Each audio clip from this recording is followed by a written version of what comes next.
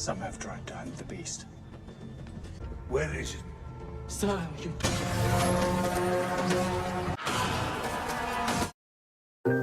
Halo Lur, kembali lagi di Lalajo Film. Kali ini saya akan membawakan alur cerita dari sebuah film fantasi petualangan berjudul Damsel yang dirilis pada tahun 2024.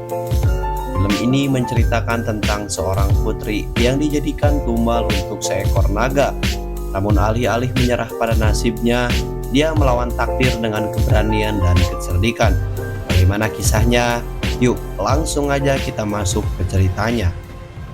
Pada zaman dahulu banget, seorang raja pertama dari kerajaan Aura memimpin prajuritnya menuju ke Gunung Batu dalam rangka membunuh seekor kadal belang atau naga yang telah menjadi ancaman bagi rakyat mereka.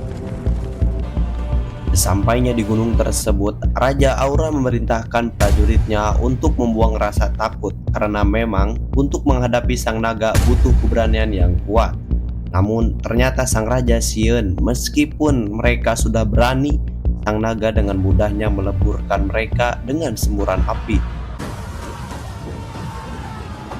Dan tanpa diperlihatkan nasib sang raja selanjutnya, kita malah beralih ke ratusan tahun kemudian.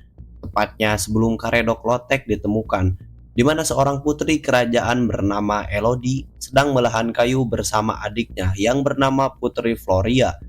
Alasan keduanya melakukan tugas ini karena kondisi kerajaan mereka sedang krisis pangan, di mana tanah wilayah kerajaan sangat gersang dan dipenuhi salju yang tak kunjung garing. Saat itu juga Elodie dan Floria melihat gerobak kuda dari utara yang sepertinya ingin bertamu ke kerajaan mereka. Keduanya pun kembali ke kerajaan dan menemukan ayah serta ibu tiri mereka sedang berbicara dengan kurir paket berbaju merah. Kedatangan kurir tersebut ternyata hanya untuk memberikan surat pesan dari ratu kerajaan Aura.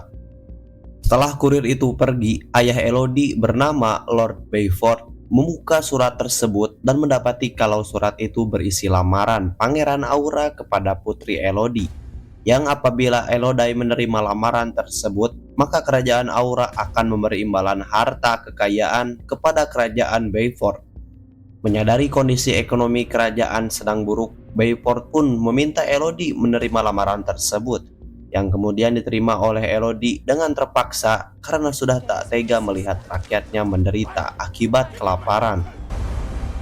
Di mana keesokan harinya, Floria, Elodie, ibu tiri dan Bayford berangkat menggunakan kapal menuju kerajaan Aura yang terletak di sebuah pulau. Setelah menempuh perjalanan 2 hari, mereka akhirnya sampai di wilayah Pulau Aura, di mana mereka disambut oleh kabut tebal dan juga 2 patung naga yang terlihat menyeramkan. Setelah luak lieu kaditu kadieu, 4 anggota keluarga itu dibawa ke istana kerajaan menggunakan kereta kuda. Sesampainya di sana, mereka disambut pelayan kerajaan bernama Pak Dudung yang membawa mereka ke kamar pribadi Elodie. Pak Dudung memberitahu Elodie kalau besok ratu akan menemuinya guna memperkenalkan Elodie dengan pangeran tampan Aura yang bernama Henry. Henry, Prince of Aurea. Setelah semua orang meninggalkan Elodie sendirian, Elodie pergi ke jendela menara dan tak sengaja melihat seorang gadis bernama Eloise berada di menara sebelah dengan tatapan penuh penyesalan. Di malam harinya, Elodie tidak bisa sare karena masih penasaran dengan wajah Pangeran Henry. Ketika Elodie melihat pemandangan hutan Aura melalui jendela, tiba-tiba ia melihat api dari kejauhan, tepatnya di kaki Gunung Batu. Di saat itu juga, Floria datang ke kamar Elodie dan mengaku kalau ia tidak bisa tidur karena memikirkan kakaknya yang sebentar lagi akan menikah. Keesokan harinya, Elodie menghadap ke Ratu Aura bernama Ratu Isabel yang secara langsung memperkenalkan Elodie dengan putranya, yaitu Henry. very pleased to finally meet you, my lady. Agar keduanya saling kenal, Ratu Isabel sengaja meminta Henry untuk ngajak Elodie jalan-jalan ke taman. Di sana, Elodie nampak senang melihat ketampanan Pangeran Henry, namun tidak dengan Henry yang malah terlihat biasa saja. Henry kemudian mengajak Elodie kuda-kudaan melintasi kebun. Saat mereka menikmati pemandangan, Elodie mengatakan kalau semalam ia melihat cahaya di pegunungan batu seperti ada yang ngobor simut di sana. Henry pun menjelaskan bahwa kerajaannya masih memiliki ritual tahunan yang mana akan terhubung ke pernikahan di setiap keturunan kerajaan Aura. Sementara itu, di istana, ibu tiri Elodie baru saja melihat Bayport dan Isabel berbicara tentang imbalan harta.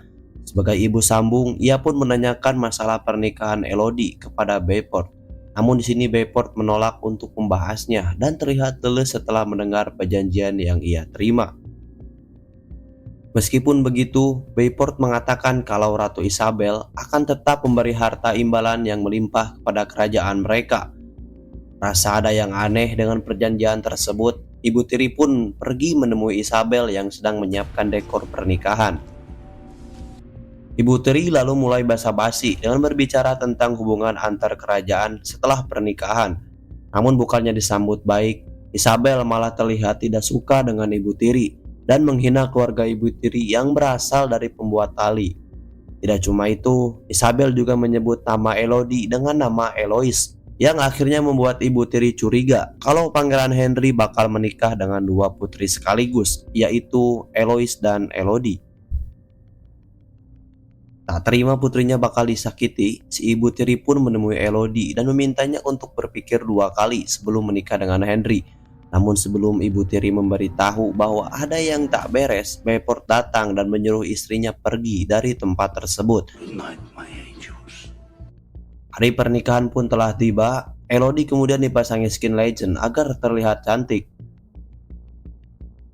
Setelah itu, ia pergi ke taman dan memulai pernikahan dengan Henry sambil disaksikan oleh banyak orang. Setelah pernikahan selesai, Henry mengajak Elodie ke tempat ritual dengan menggunakan gerobak kuda. Henry lalu membawa Elodie ke kaki gunung batu yang menjadi tempat ritual kerajaan diadakan. Sesampainya di sana, Elodie mulai merasa ada yang tidak beres karena para peserta ritual memakai topeng yang aneh, membuat suasana di sana menjadi sieun, layaknya pemuja setan. Namun Elodie nggak mau pusing mikiran eta karena hari ini adalah hari bahagia yang akan ia dapatkan satu kali seumur hidup. Ratu Isabel lalu mulai ritual dengan menerangkan kalau sebelum raja pertama membangun kerajaan di pulau ini, sang raja menemukan penghuni pulau pertama, yaitu sang naga.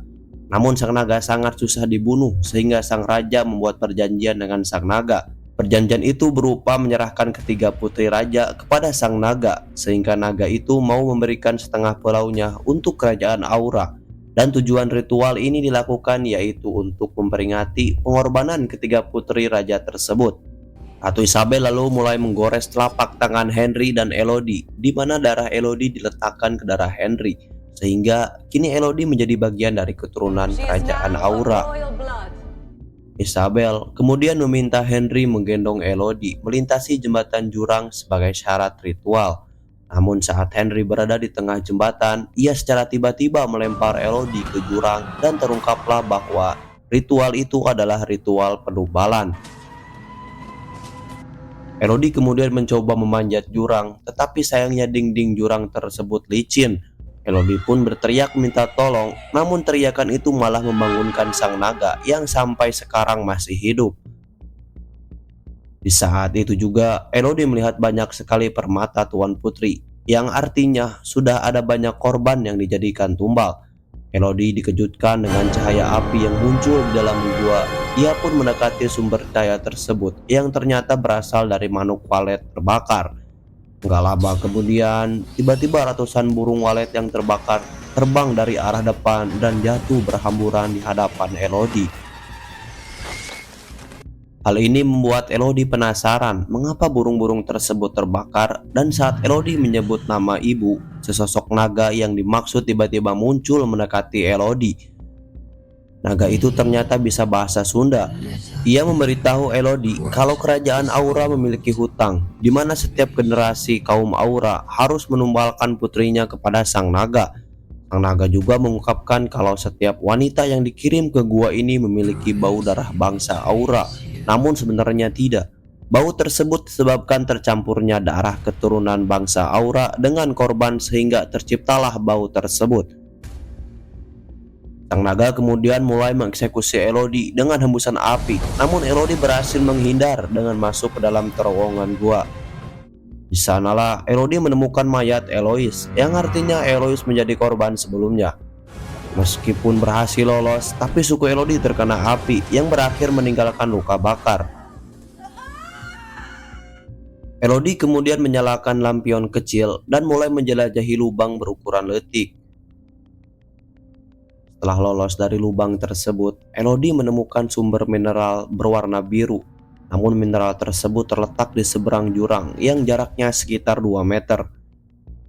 Elodie lalu melompat melewati jurang itu dan hampir saja jatuh terpeleset. Setelah melewati jurang, Elodie mendapati kalau nyala biru disebabkan oleh makhluk mirip lintah yang jumlahnya sangat banyak. Dan karena lampu lampion yang Elodie bawa sudah mati, ia pun menggunakan lintah biru tersebut sebagai sumber cahayanya. Elodie yang kehausan lalu mengap-ngap di bawah tetesan air beku. Namun tiba-tiba Elodie berhasil lolos dengan masuk ke dalam ruang gua yang sempit. Di ruangan inilah Elodie menemukan puluhan baju korban sebelumnya dan daftar nama-nama para korban termasuk Putri Victoria dan Guinevere. Elodie kemudian memutuskan untuk beristirahat di ruangan tersebut. Tapi sayangnya Elodie tidak bisa sare karena dihantui oleh para korban yang menyebutkan kalau bangsa Aura telah berbohong. Namun karena tunduk, Elodie tetap sare, dan di saat itulah Elodie terbangun dan mendapati kalau luka bakar di kakinya dikerumuni oleh lintah biru. Namun ketika Elodie menyingkirkan lintah tersebut, ternyata lintah itu menyembuhkan luka bakar Elodie dengan sangat cepat. Elodie pun menempelkan lintah itu ke luka di tangannya, dan benar saja dalam hitungan detik luka Elodie langsung sembuh. Setelah itu, Elodie menemukan peta gua yang dibuat oleh Victoria, yang artinya Putri Victoria berhasil lolos dari gua ini. Tanpa pikir panjang, Elodie pun mengikuti peta tersebut dan sampailah ia di lubang keluar yang dikelilingi oleh batu kristal. Selain itu, Elodie juga menemukan mahkota Victoria dan menggunakan mahkota tersebut untuk memanjat lubang tersebut. Saat sedang memanjat, tiba-tiba sang naga muncul dari bawah. Hal ini membuat Elodie hampir terjatuh, namun Elodie tak menyerah. Sampai akhirnya ia tiba di lubang keluar. Akan tetapi, ketika Elodie pergi ke mulut gua, ternyata jalannya buntu dan sekarang Elodie berada di puncak gunung batu. Di saat itu, Elodie melihat ayahnya dan 3 orang pria yang datang untuk menyelamatkan Elodie. Namun ketika Elodie berteriak kepada ayahnya, tiba-tiba untungnya naga tersebut langsung pergi setelah mendengar teriakan dari Bayford yang berubah pikiran untuk menukarkan putrinya dengan harta. Ketika Elodie kembali untuk menemui ayahnya, ia tak sengaja menemukan 3 bayi naga yang sudah mati dalam keadaan beku. Dan dari sinilah terungkap alasan mengapa sang raja membuat perjanjian, di mana ratusan tahun yang lalu saat Raja Aura pertama mendatangi sarang naga, ia lebih dulu membunuh 3 bayi naga yang baru saja menetas. Hal itu membuat sang naga marah sehingga ia meminta sang raja untuk menebus kesalahannya dengan mengirim putri keturunannya untuk dijadikan tumbal. Elodie kemudian melihat ayahnya berteriak memanggil namanya bersama 3 orang pria yang salah satunya sebagai petunjuk jalan. Dan gak lama kemudian, tiba-tiba sang naga datang membunuh 2 prajurit. Sedangkan pria petunjuk jalan memilih pergi untuk bersembunyi. Bayford lalu mencoba melawan naga tersebut, tapi tentu saja ia bukan tandingannya sehingga ia dapat dengan mudah dikalahkan. Sang naga menusuk tubuh Bayford dengan kukunya. Elodie tak sengaja menimbulkan suara sehingga sang naga mencari Elodie yang bersembunyi di balik pilar. Untungnya, sebelum naga itu menemukan Elodie, ia terpancing oleh suara pria petunjuk jalan. Setelah naga itu pergi memburu petunjuk jalan, Elodie menghampiri ayahnya yang sedang sekarat. Sang ayah lalu meminta Elodie untuk naik ke atas sebelum akhirnya ia meninggal. Setelah sang naga membunuh petunjuk jalan, ia melihat Elodie yang sedang naik ke atas pegunungan menggunakan tali. Ia pun menyemburkan apinya ke arah Elodie, tetapi Elodie berhasil lolos dan segera pergi melarikan diri dengan menumpahkan kuda. Kaburnya Elodie membuat sang naga marah karena baru pertama kalinya ada korban yang berhasil selamat. Ia lalu membakar seluruh wilayah hutan yang membuat Ratu Isabel kasihanan. Menyadari Elodie berhasil selamat, Isabel pun menculik Floria dan akan menjadikannya sebagai pengganti Elodie. Keesokan harinya, Elodie yang sedang bersembunyi di balik batu bertemu ibunya yang memberitahu kalau Isabel membawa Floria ke gunung. Tak pikir panjang, Elodie pun pergi ke sana untuk mencegah Isabel. Namun sayangnya Elodie telat, di mana Isabel sudah mencampurkan darahnya sendiri dengan Floria dan melemparkannya ke jurang. Elodie langsung turun menggunakan tali jembatan ke dasar jurang, tetapi sang naga lebih dulu menangkap Floria. Dengan numpukan baju sirah prajurit, baju sirah tersebut terjatuh dan sang naga segera pergi dari sarangnya. Sedangkan Elodie langsung menyadarkan Floria dan memintanya untuk bersembunyi. Ketika sang naga datang kembali, Elodie secara mengejutkan mendorongkan pedang ke mata sang naga.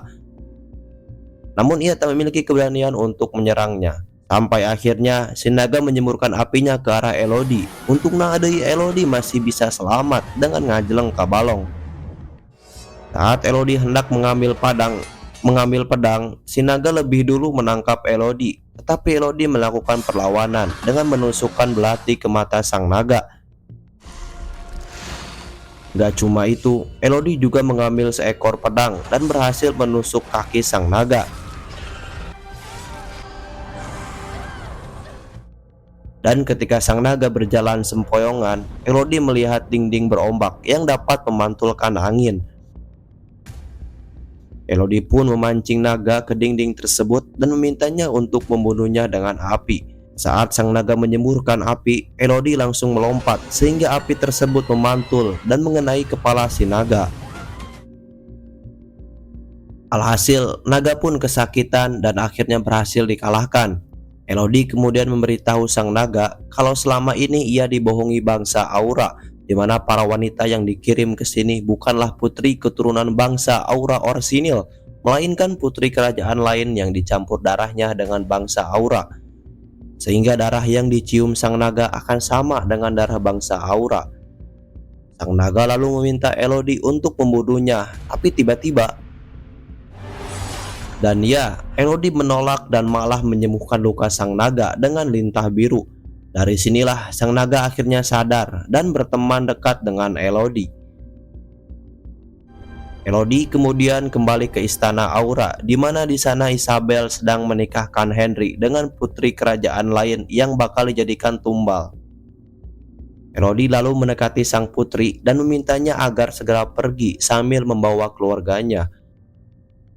Gak cuma itu, Elodie juga menyuruh orang-orang yang bukan keturunan Aura untuk pergi meninggalkan istana. Saat itu juga sang naga datang dengan penuh amarah. Sang naga mulai membakar Isabel dan seluruh keluarganya. Ia juga membakar seluruh kerajaan Aura, sehingga kini Aura berlari profesi menjadi tukang lotek.